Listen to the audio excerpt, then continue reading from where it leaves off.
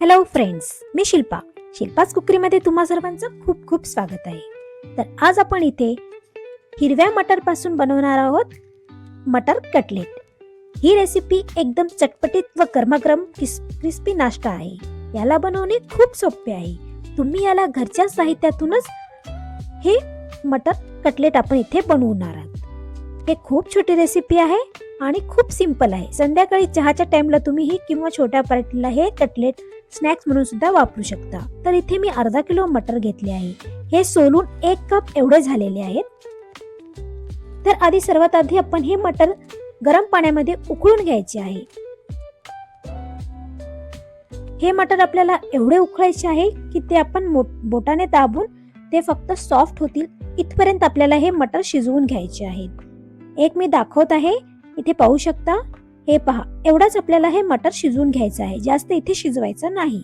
आता आपण हा काढून घेऊयात व एका चाळणीमध्ये याच्यातले जे पाणी आहे ते काढून टाकूयात. हाताने हे मटर दबतील एवढेच आपल्याला शिजवून घ्यायचे आहे. हे थोडे थंड झाल्यानंतर आपण याला एक मॅशरने मॅश करून घेऊया. इथे मी एका बाउलमध्ये काढून घेतले आहे आणि आता हे आपण एका मॅशरने मॅश करून घेणार आहोत. हे मटर तुम्ही मिक्सरमध्ये करू नका. जर मिक्सरमध्ये केलात तर हे खूप बारीक होते आणि आपल्याला तेवढं बारीक करायचं नाहीये.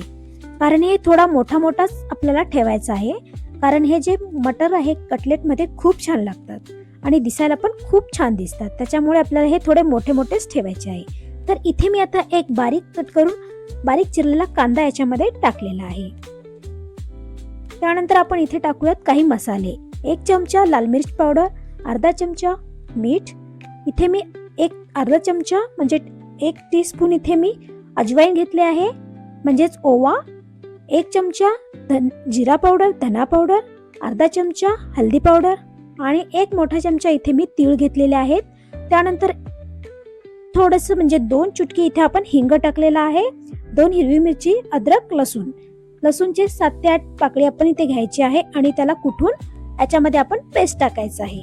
ते सुद्धा आपल्याला थोडा मोठाच कुटायचा आहे आणि हे सर्व मिश्रण आपल्याला बारीक मिक्स करून घ्यायचं आहे. त्यानंतर इथे बारीक चिरलेली कोथिंबीर थोडी याच्यामध्ये आपण थोडी जास्तच प्रमाणात टाकायची आहे. कारण हिरवे वाटाणे आहेत आणि हिरवी कोथिंबीर याच्यामध्ये खूप छान दिसते. त्यानंतर आपण इथे टाकूयात अर्धा कप बेसनचे पीठ व 2 चमचे इथे आपण टाकणार आहोत कॉर्नफ्लॉवर. जर तुम्हाला इथे कॉर्नफ्लॉवर टाकायचे नसेल तर तुम्ही इथे तांदळाचा वापर सुद्धा करू शकता. आता हे मिश्रण आपण छान मिक्स करून घ्यायचे आहे आणि उरलेली जी कोथिंबीर आहे ते आपण याच्यामध्ये टाकून देऊयात आणि हे सर्व मिश्रण आपण हाताने छान मिक्स करून घेऊयात. याच्यामध्ये आपल्याला पाण्याचा वापर अजिबात करायचा नाहीये. कारण जे मटरमध्ये पाणी असतो त्याच्यामध्येच आपलं हे जे पीठ आहे छान मिक्स करून घ्यायचं आहे आपल्याला. आणि हे पीठ थोडेसे चिकट असते त्यामुळे त्याला हे मिक्स करताना थोडेसे हाताला ऑइल लावून घ्यायचे आहे. आणि हे मिश्रण आता आपले तयार झाले आहे कटलेट बनवण्यासाठी. तर हाताला थोडेसे तेल लावून घ्यायचे आहे आणि आपण याचे छोटे गोळे करून अशा प्रकारे कटलेट बनवून घेऊयात. हे पहा, इथे मी हे कटलेट आपला बनवून तयार झालेला आहे. अशा प्रकारे आपल्याला हे सर्व कटलेट बनवून घ्यायचे आहे आणि हे मिश्रण तुम्ही लगेच्या लगे करायचं आहे.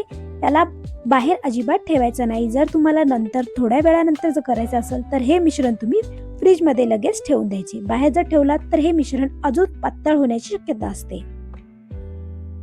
आता आपण इथे गॅसवर गरम तेल करायला ठेवलेलं आहे कढईमध्ये आणि गरम तेल झाल्यावर आपण याच्यामध्ये हे कटलेट सोडूयात आणि गॅसचा फ्लेम आपल्याला मंद आचेवर ठेवायचा आहे. जास्त आपल्याला मोठा ठेवायचा नाही. हे कटलेट लगेच करपून जातात त्यामुळे मंद आचेवर हे आपल्याला कटलेट तळून घ्यायचे आहे.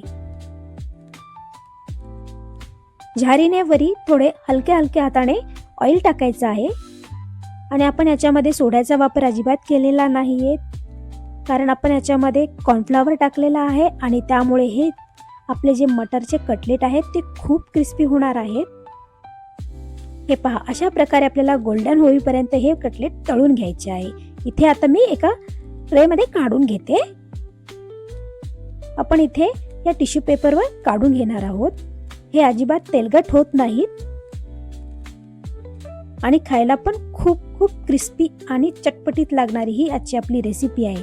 तर इथे पाहू शकता तुम्ही आपले हे हिरव्या वाटाण्याचे मटर कटलेट बनवून तयार आहेत. तर फ्रेंड्स, आहे ना एकदम मजेदार आणि सिंपल रेसिपी आणि तीही एकदम पटकन होणारी आणि स्नॅक सोबत खायला तर खूप जबरदस्त लागणारी.